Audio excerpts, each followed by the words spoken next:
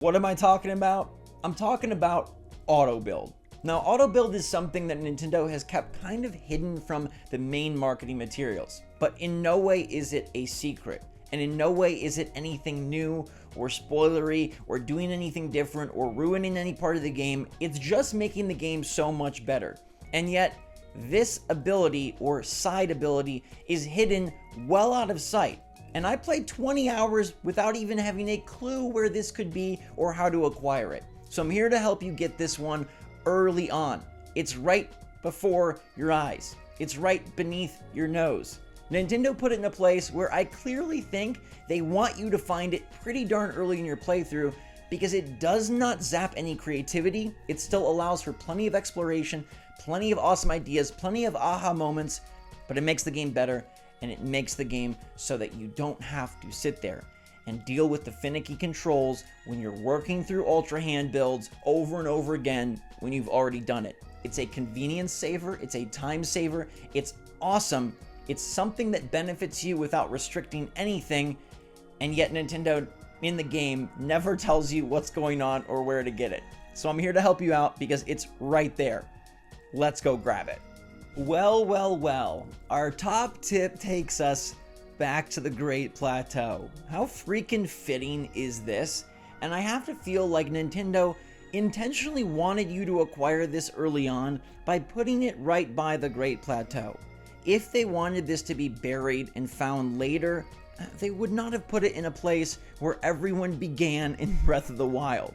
So you got to get back to the Great Plateau. It's just south of Lookout Tower near Hyrule Field, and you're going to go up to the Great Plateau and explore around this little pond and this Gloom Doom Chasm.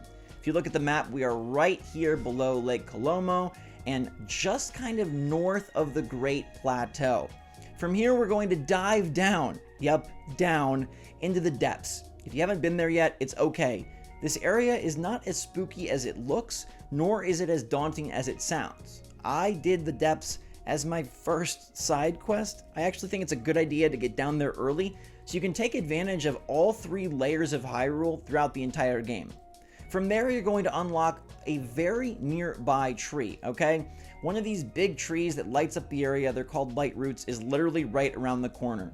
This is going to give you a little bit of a vantage point to see where we want to go. Basically, we're trying to aim ourselves in the direction of a large, ominous structure. It almost looks like it'd be a Dark Souls castle or some sort of really mysterious monastery. We're just going to run this way, and you shouldn't encounter any enemies along the way. It's actually a really quick jaunt, a really simple journey, and doesn't really allow you to see any of the dark secrets of the depth.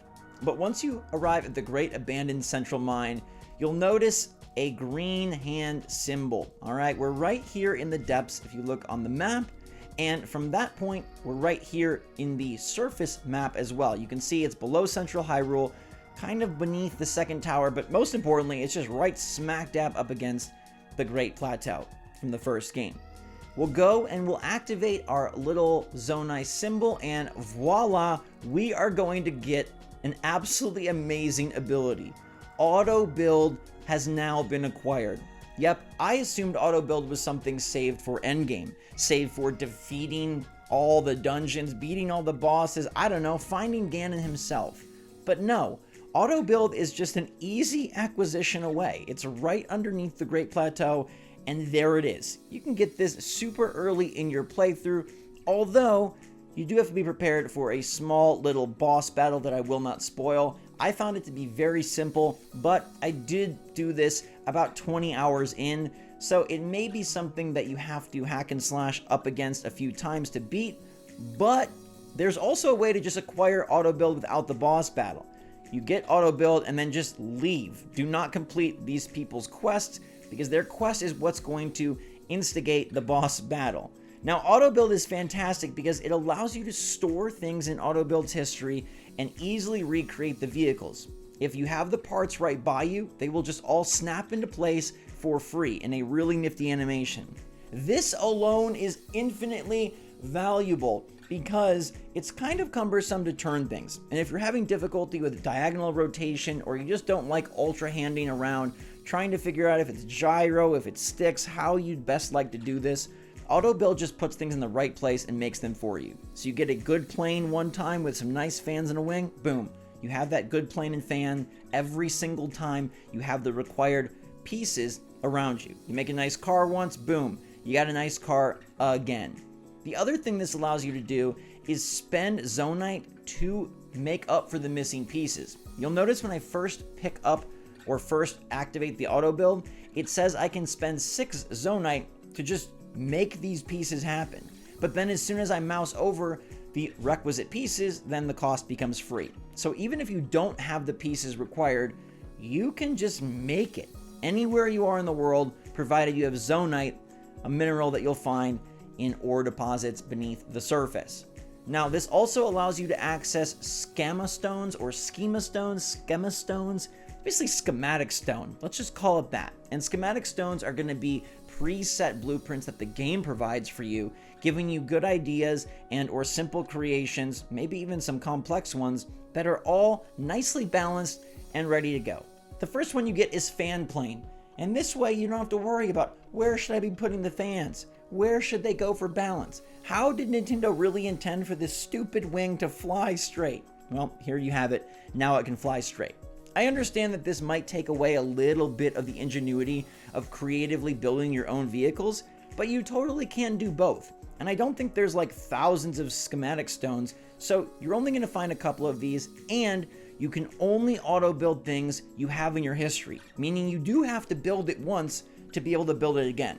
This is the perfect hybrid of allowing you to creatively explore and experiment, come up with something awesome, and then not have to rebuild it time and time again. This is a time saver, a headache saver, and really good in a bind or a pinch if you're trying to cross a gap, clear a puzzle, or just avoid some enemies. I think auto build is absolutely the #1 tip to go after early in the game. It's not spoiling anything, it's not ruining any fun, it's just making the game more convenient and adding an ability for your entire playthrough that you easily could miss and not find till the very end. The fact that it's buried beneath the Great Plateau in this underground mine makes me wonder why Nintendo didn't attach it to a quest. Maybe there are things in the game that sort of hint at or lead you this direction, but yeah, auto build is kind of mission critical, and auto build is kind of freaking awesome, and auto build absolutely should be acquired early in your adventure for max enjoyment in Tears of the Kingdom. I know, I cannot believe that it's available right there, right in front of you, right in Hyrule Field, or below Hyrule Field, I guess.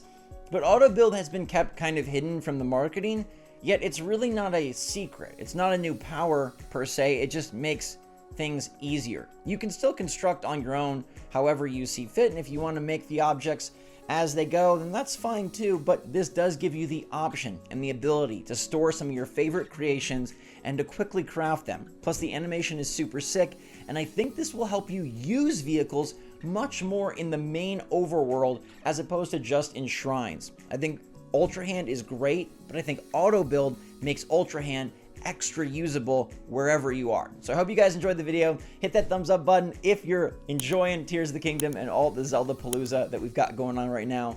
It is the Zelda season, and boy has it been a long time coming. So thanks so much for watching, everybody. Until next time, stay safe, stay healthy, stay happy, stay positive out there. Love you lots.